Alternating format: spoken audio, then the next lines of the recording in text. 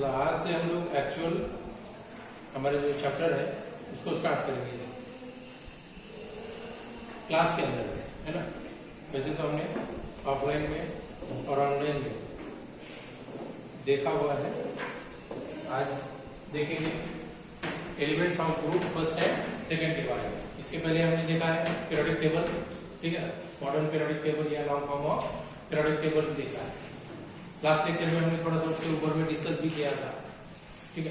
तो आज actual chapter को हम लोग स्टार्ट करेंगे, जिसके अंदर में हमारा चैप्टर नंबर होगा 8th chapter, that is name elements of group first and second, है ना। और उसी के अंदर में हमने इंट्रोडक्टरी पार्ट भी हमने देखा था। अगर से आपने वीडियोस अगर से देखे हैं तो उसके अंदर में इंट्रोडक्टरी पार्ट हमने ऑलरेडी देखा हुआ है।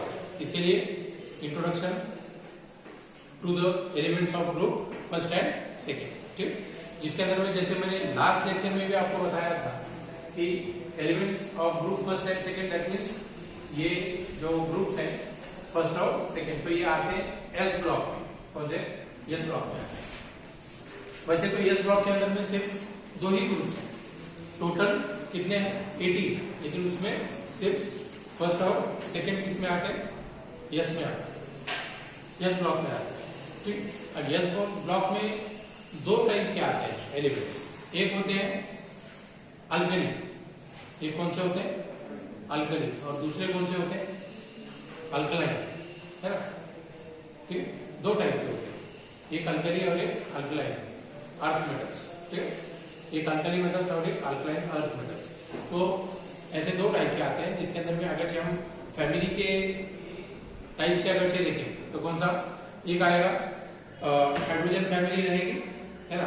ये कौन सी रहेगी? हाइड्रोजन फैमिली बोलेंगे।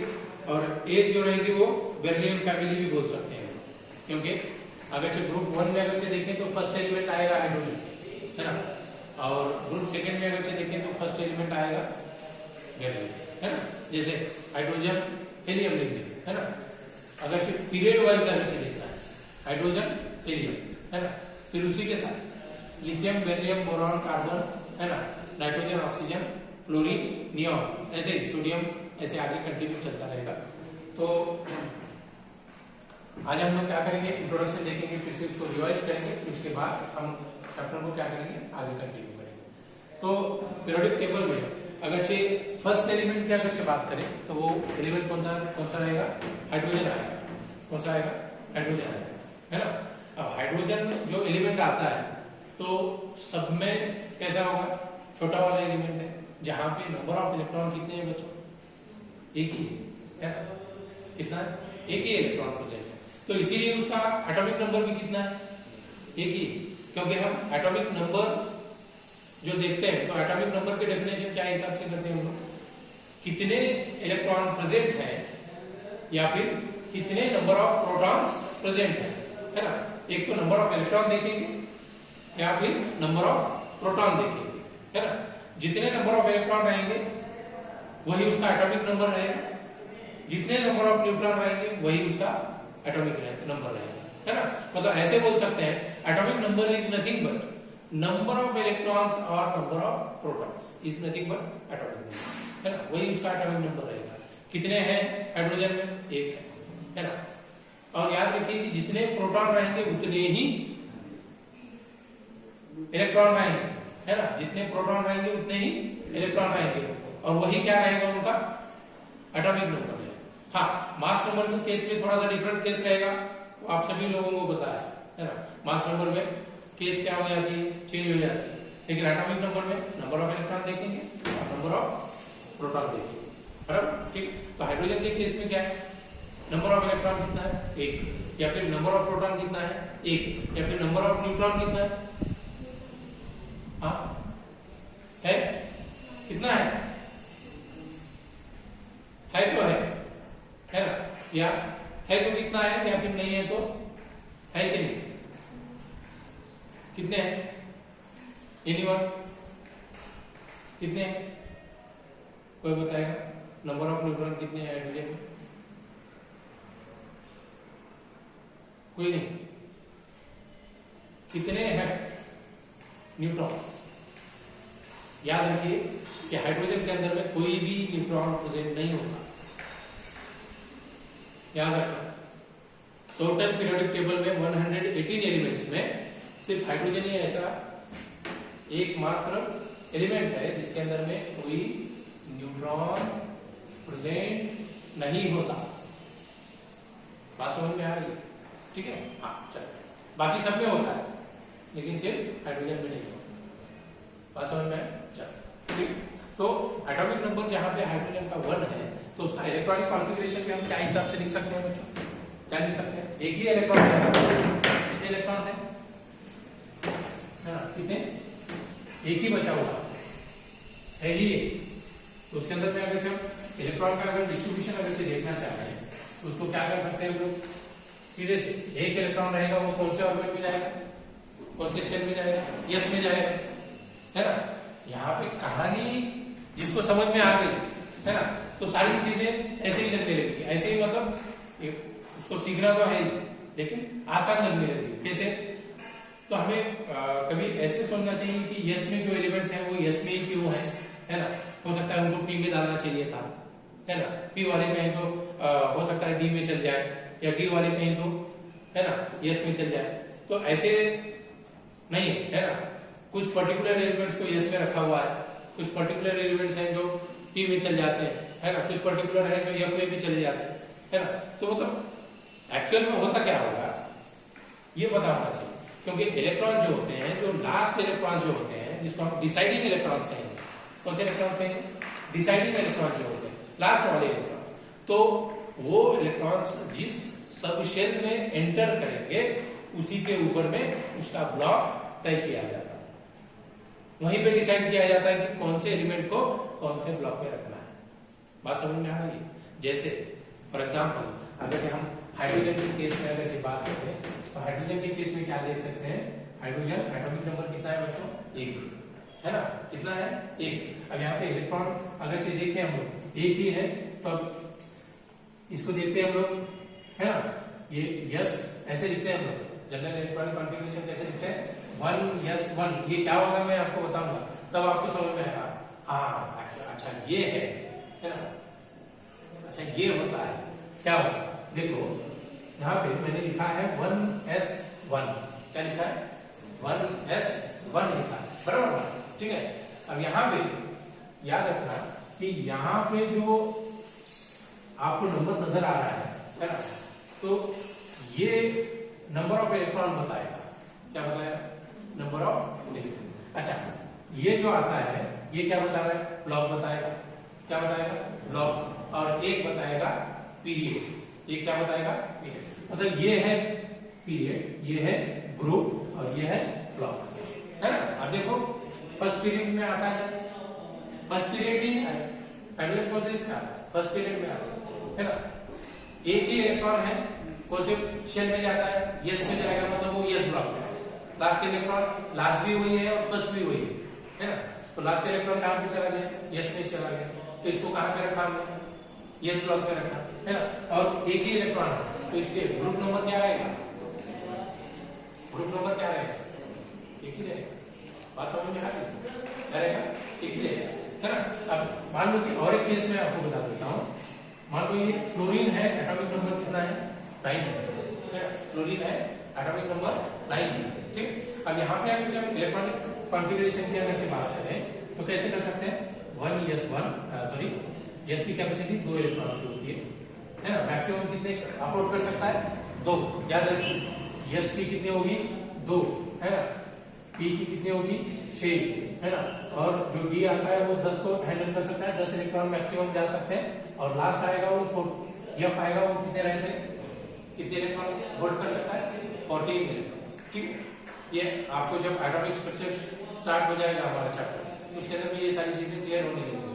ठीक, तो यहाँ पे आप फ्लोरीन के केस में देखो 1s2, है ना। अब यहाँ आएगा 2s2, ये रहेगा 2p6 और ये रहेगा 3, है ना। अब यहाँ पे देखो कितने हो गए? 2 4 8 1, ये 2p5। मैक्सिमम पी की कैपेसिटी कितनी है बताया मैंने? 6 है। यहाँ पे कितने हैं? 5 है ना। यस की कैपेसिटी है ना 2 की है, 2 ही है। यहाँ पे भी 2 की है। मतलब ये आता है फर्स्ट शेल में, अब ये आते हैं दो सेकंड शेल में, है ना। अब ये फर्स्ट शेल में आएगा, ये सेकंड शेल में। अब ये सेकंड शेल में आपको दो नजर आ रहा है, एक एस भी आ रहा है और एक टी भी, तो इनको कहेंगे सब शेल्स। क्या बोलेंगे इनको? शेल के अंदर में सब शेल्स रहेंगे। बात समझ में आ रही? ठीक, अभी वो आगे और क्लियर होगा। तो हम फ्लोरीन की केस में बात करेंगे। तो लास्ट इलेक्ट्रॉन कहां पे जा रहा है, किस सब शेल में है? पी में है ना। तो पी कहां पे नजर आ रहा है आपको पीरियोडिक टेबल में? कहां पे नजर आ रहा है? कौन से ब्लॉक में नजर आ रहा है? कौन से ब्लॉक में है? पी ब्लॉक में है।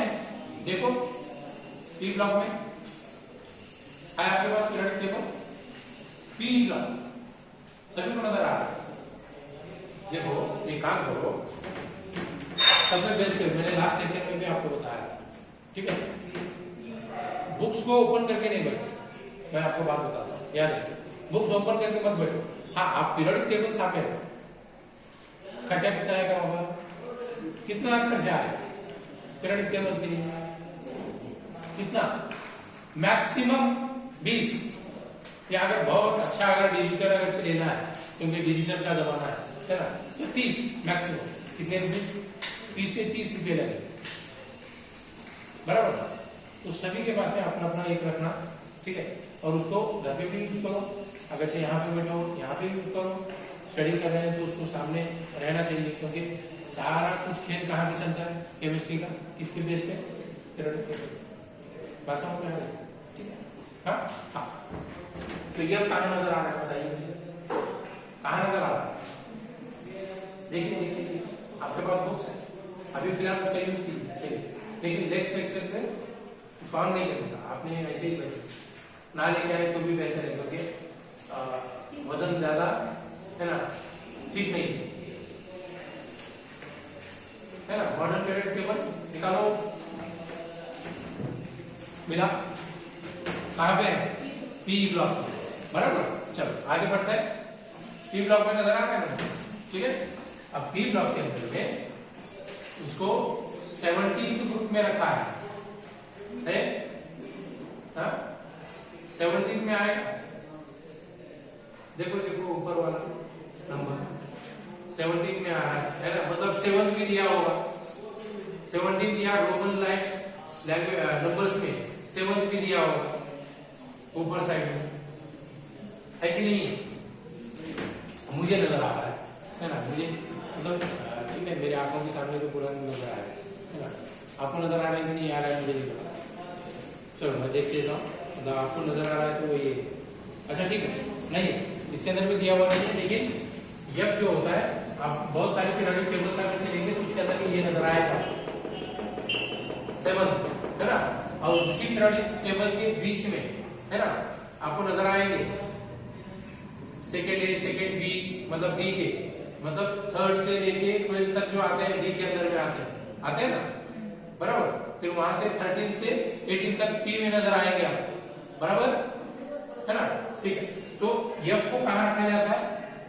देखो पी ब्लॉक में रखेंगे, क्योंकि लास्ट इलेक्ट्रॉन कहां एंटर हो रहा है? पी में एंटर हो रहा है। कहां पे एंटर हो रहा है?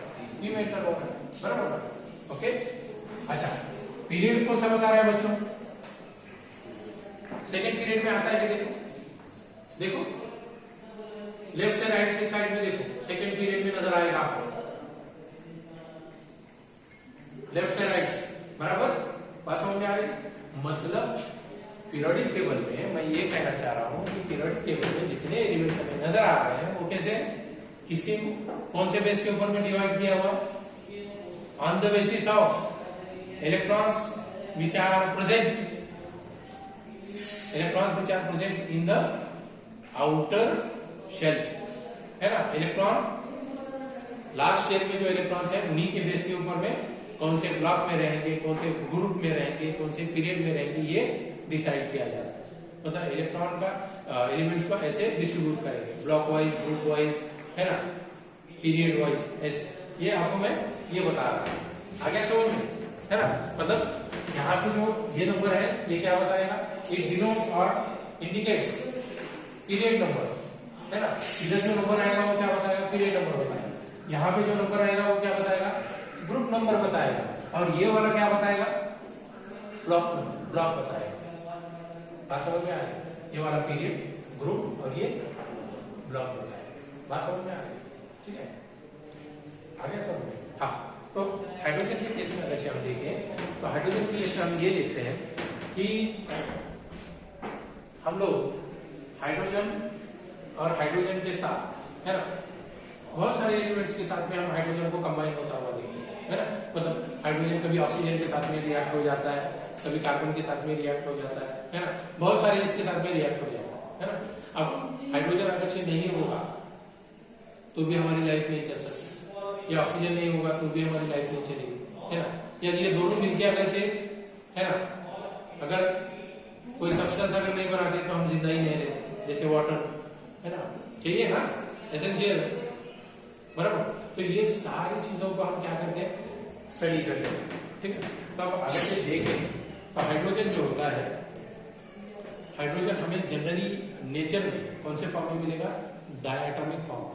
It exist in diatomic form. अब ये डायटोमिक फॉर्म क्या होता है, मोनोएटॉमिक क्या होता है, ट्राइएटॉमिक क्या होता है, ये चीजें भी समझ में आनी चाहिए, है ना। मोनोएटॉमिक मतलब क्या होता है, मोनो मीन्स सिंगल, किसको बोलेंगे, मोनो मीन्स क्या होता है, सिंगल, क्या रहेगा, सिंगल है।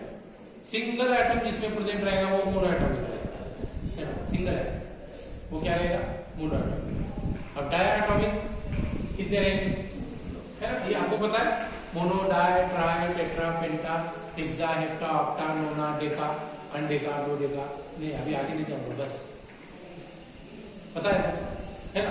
हाँ, तो डाई कितने रहेंगे, 2 एटम्स रहेंगे, ट्राई में 3 रहेंगे, अभी टेट्रा में 4, मतलब वो जो होते हैं ना, जैसे हम मैथमेटिक्स में भी देखते हैं, है ना, हेक्सागोनल, पेंटागोनल, है ना, टेट्राहेड्रल, व्हाटएवर जो भी। चलो, तो हाइड्रोजन कौन से फॉर्म में मिलता है, डायटोमिक फॉर्म में, मतलब उसको लिखते वक्त में हम एटॉमिक फॉर्म में नहीं लिखते, सिर्फ मोनोएटॉमिक। हम उसको कभी भी जनरली लिखते हैं तो कैसे लिखते हैं, है ना, हाइड्रोजन कितने नजर आ रहा है, 2, मतलब डायटोमिक फॉर्म में लिखते हैं। कुछ ऐसे मॉलिक्यूल्स हैं जो डायटोमिक फॉर्म में ही हम यूज करते हैं, जैसे कौन सा, बराबर, जैसे कौन सा यूज करते हैं, नाइट्रोजन गैस बोलते हैं, हाइड्रोजन गैस बोलते हैं, है ना, ऑक्सीजन गैस बोलते हैं, यस। तो ये कैसे फॉर्म में, डायटोमिक फॉर्म, बराबर, ठीक है। तो ये हम जनरली हाइड्रोजन जो यूज करेंगे तो कौन से फॉर्म में यूज करेंगे, डायटोमिक फॉर्म में यूज करते हैं, मतलब रिप्रेजेंट करते हैं, जनरली रिप्रेजेंट करते हैं, है ना। हम जब भी हाइड्रोजन बोलेंगे तो क्या लिखते हैं, H2 लिखते हैं, है ना। हाँ, जब हाइड्रोजन एटम अगर से कहा जाए तो क्या बोलेंगे, क्या लिखेंगे, सिर्फ हाइड्रोजन लिखेंगे, वो भी सिंगल वाला, जहां पे 2 नहीं लगा है ना, जहां पे 2 नहीं लगा है ना, ऐसे ही लिखेंगे, है ना, तो सिंगल वाला, है ना। अब आप बोलेंगे यहाँ पे 2 लिखा है, सर यहाँ पे 1 लिखो, है ना, यहाँ पे 1 नजर नहीं आ रहा, है ना, 1 नजर नहीं आ रहा, इसका मतलब क्या होगा, है ना लिखे तो भी, तो ये अब हाइड्रोजन के अंदर में अगर पीरियोडिक टेबल में हाइड्रोजन की अगर पोजीशन की अगर से बात करते हैं हम लोग, है ना, पोजीशन जो होती है हाइड्रोजन, तब पीरियोडिक टेबल में हाइड्रोजन की पोजीशन कहाँ पे रखी गई, first element, first group, first period, first element periodic table में नजर आता है। लेकिन स्टडी के बेस पे अगर से हम बात करें, स्टडी के बेस पे, तो हाइड्रोजन को साइंटिस्ट का ऐसे भी कहना है कि हाइड्रोजन को फर्स्ट ग्रुप में नहीं रखेंगे, है ना, क्योंकि क्या होता है कि ग्रुप फर्स्ट जैसे हाइड्रोजन और ग्रुप 17 जैसे हाइड्रोजन फैमिली, जैसे fluorine, chlorine, bromine, iodine, acetyl वगैरह जो आते हैं, है ना, तो इसके अंदर में साइंटिस्ट का क्या कहना है कि जैसे ग्रुप फर्स्ट में हाइड्रोजन के प्रॉपर्टीज हैं, वैसे ही सिमिलर प्रॉपर्टीज कौन शो करते हैं, हाइड्रोजन फैमिली शो करती है, मतलब फ्लोरीन वगैरह, है ना, वो शो करते हैं। तो हाइड्रोजन को फर्स्ट ग्रुप में कैसे रखेंगे, फिर अगर फर्स्ट ग्रुप में अगर नहीं रखेंगे तो फिर कहाँ रखना पड़ेगा, 17 में। अब दूसरे एलिमेंट फर्स्ट वाले क्या हो जाएंगे, उनको भी चेंज करना पड़ेगा ना फिर, है ना। तो ये सारी चीजें जो है, तो ये डिस्कशन का पार्ट है कि उनको कहाँ रखा जाए। तो बहुत सारे पीरियोडिक टेबल में आपको हाइड्रोजन सेपरेट नजर आएगा, सब में ऊपर देखा होगा कभी, सब में ऊपर नजर आएगा सेपरेट। तो ये उसकी पोजीशन जो है हाइड्रोजन की, तो वो एक डिस्कशन का पार्ट है ना। क्योंकि हाइड्रोजन अगर से देखिए सिमिलैरिटीज क्या होती है, हाइड्रोजन के अंदर में नंबर ऑफ इलेक्ट्रॉन कितना है, एक है ना। अगर से उसके ऑर्बिटल इलेक्ट्रॉनिक कॉन्फ़िगरेशन की बात करें तो एक ही इलेक्ट्रॉन है, इसलिए हम क्या लिखते हैं 1s1 लिखा हमने, बराबर। अब हाइड्रोजन को अनस्टेबल है हाइड्रोजन, क्योंकि उसको स्टेबल होने के लिए क्या चाहिए, और एक इलेक्ट्रॉन चाहिए। मतलब एक तो क्या होना चाहिए स्टेबिलिटी के लिए, एक तो डुप्लेट कंप्लीट होना चाहिए, मतलब 2 इलेक्ट्रॉन आने चाहिए, है ना, या तो फिर कितने ऑक्टेट कंप्लीट होना चाहिए। अब हाइड्रोजन में एक इलेक्ट्रॉन है और एक इलेक्ट्रॉन लेगा, डुप्लेट कंप्लीट हो जाएगा, है ना, कहानी खत्म हो जाएगी। और फ्लोरीन के या क्लोरीन की, ब्रोमीन की, आयोडीन की, एसिटाइन की बात अगर करें कितने आएंगे, 7 इलेक्ट्रॉन आएंगे लास्ट में। जैसे यहाँ पे 7 आए, ये 2 और ये 5, क्योंकि सेम है, सेम ही शेल में है, सेकंड ऑर्बिट में है, तो यहाँ पे 2 और ये 5, 7 होगा, तो वो भी अनस्टेबल है। उसको कितने इलेक्ट्रॉन चाहिए ऑक्टेट कंप्लीट करने के लिए, 1 इलेक्ट्रॉन चाहिए, है ना। मतलब हाइड्रोजन को भी 1 चाहिए और फ्लोरीन को भी क्या चाहिए, 1 चाहिए। मतलब ये दोनों की प्रॉपर्टीज क्या हो सकती है। तो फिर कहां पे रखें, फर्स्ट ग्रुप में रखें या 17 ग्रुप में डालें, तो ये डिस्कशन का पार्ट है। तो ये हो सकता है वो बाकी बातें वो बाद में होती रहेगी, वो डिस्कशन, फिर उसके बाद में वो पोजीशन, है ना। फिलहाल हमें कहा दिया है, ग्रुप फर्स्ट में दिया है, ग्रुप फर्स्ट में ही कंसिडर करेंगे उसको, ठीक है। तो डिस्कशन का पार्ट है, वो साइंटिस्ट जाने और वो जाने, हमारे पास में जो है वही करना नहीं हो रहा, बाकी चीजें कहाँ करेंगे, चलो जाने दो, ठीक है। अच्छा, अब आगे अगर से बात करें तो हाइड्रोजन क्या करता है, देखो कि हाइड्रोजन की जेनेटिक प्रॉपर्टी क्या होती है कि वो इलेक्ट्रॉन क्या करता है, इजीली डोनेट करता है। हाइड्रोजन की टेंडेंसी क्या होती है, इलेक्ट्रॉन डोनेट करने की होती है ना, क्योंकि सब में छोटा एलिमेंट है ना, सब में छोटा एलिमेंट है और सारे एलिमेंट्स उससे क्या है, बड़े हैं। अब बड़ों का रुबाब क्या रहेगा, ज्यादा रहेगा, चल दे देंगे, लेंगे खींच, लेंगे खींच। मतलब ये क्या होता है, वो छोटा होगा तो उससे सारे इलेक्ट्रॉन्स क्या करने लगेंगे, तो ये क्या करता है, इलेक्ट्रॉन देने की टेंडेंसी रखता है। इसकी टेंडेंसी क्या होती है, टू डोनेट इलेक्ट्रॉन्स। इलेक्ट्रॉन्स क्या करता है, डोनेट करता है। तो इलेक्ट्रॉन डोनेट करने की वजह से बाकी क्या करते हैं, उसका इलेक्ट्रॉन यूज करते हैं, है ना। तो उसी की वजह से वहां पे वो कैसे फॉर्म में चला जाएगा, जैसे ये हाइड्रोजन है तो यहाँ से ये क्या करेगा, H+ में कन्वर्ट हो जाएगा और एक इलेक्ट्रॉन क्या हो जाएगा, निकल जाएगा। तो ये यहाँ पे H+ के फॉर्म में कन्वर्ट हो जाएगा। एक इलेक्ट्रॉन ये जब देगा, है ना, एक इलेक्ट्रॉन निकल जाएगा तो ये कौन से कन्वर्ट हो जाएगा, है ना, ये कैसा है, न्यूट्रल है ना, न्यूट्रल। मतलब यहाँ पे चार्ज कोई नहीं है, एक चार्ज यहाँ पे पॉजिटिव भी नहीं है और नेगेटिव भी नहीं है, लेकिन ये एक इलेक्ट्रॉन देगा पॉजिटिव में कन्वर्ट हो जाएगा, है ना, पॉजिटिव में कन्वर्ट होगा। तो इसी को तो बोलते हैं हम लोग प्रोटॉन। क्या बोलेंगे इसको, प्रोटॉन। क्यों बोल रहा हूँ मैं प्रोटॉन, अभी होता चार्ज है ना। अभी उसके पास का जो एक इलेक्ट्रॉन था वो दे दिया, अभी बचा क्या, सिर्फ एक प्रोटॉन ही बचा है, तो इसलिए उसको क्या कहा जाता है, प्रोटॉन। क्या बोलेंगे, प्रोटॉन। बात समझ में आ रही, प्रोटॉन, है ना, ठीक है, ओके, है ना। अगर जो मान लो कि ये हाइड्रोजन है ना, वाटर के साथ में रिएक्ट कर दिया, है ना, वाटर के साथ, तो ये किसमें कन्वर्ट हो जाएगा, H3O+ में कन्वर्ट हो जाएगा, है ना, H3O+ में कन्वर्ट हो जाएगा, हाइड्रोनियम आयन बोलेंगे, ठीक है। आगे चीजें देखेंगे वो। तो यहाँ पे क्या हो रहा है कि यहाँ से एक इलेक्ट्रॉन क्या हो गया, वाटर में खींच लिया। कैसे खींच लिया, कोई जादू है क्या उसके पास, है ना, जो क्रिश वाला जब नहीं ना, इसके पास में क्या होता है, यहाँ पे लोन पेयर ऑफ इलेक्ट्रॉन्स होते हैं। क्या होते हैं, लोन पेयर ऑफ इलेक्ट्रॉन्स, है ना। और ये मोर पावरफुल एलिमेंट है हाइड्रोजन से, हाइड्रोजन से ज्यादा मोर पावरफुल कौन है, ऑक्सीजन है यहाँ पे, है ना।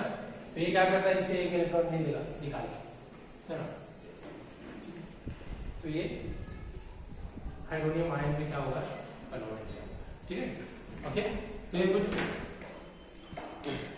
चीजें हैं जो हम आज के लेक्चर में हम क्या कर रहे थे, देख रहे थे। अभी इसके आगे हमें देखना है आइसोटोप्स ऑफ हाइड्रोजन। क्या देखना है, आइसोटोप्स ऑफ हाइड्रोजन।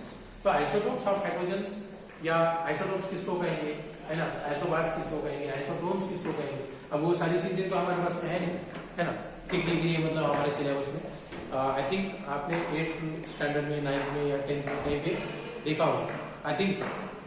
आइसोटोप्स किसको कहेंगे, या सीबीएसई वाले जो होंगे या आईसीएसई वाले जो होंगे या सीसी पैटर्न से जो जिसने पढ़ाई की होगी, तो सारे लोगों को पता आएगा, है ना। अगर अच्छे नहीं तो हम उसको फिर से क्या करना पड़ेगा, है ना, फिर से वापस जाएंगे, है ना, वही कहानी शुरू करेंगे, फिर आके फिर और वहीं पे खड़े हो जाएंगे, ऐसे होगा, ठीक है। लेकिन नेक्स्ट लेक्चर में हम क्या करेंगे, फिर से वो, है ना, उसको थोड़ा सा रिवाइज करेंगे, फिर आगे और कंटिन्यू करेंगे, ठीक है। आज के लिए इतना काफी है।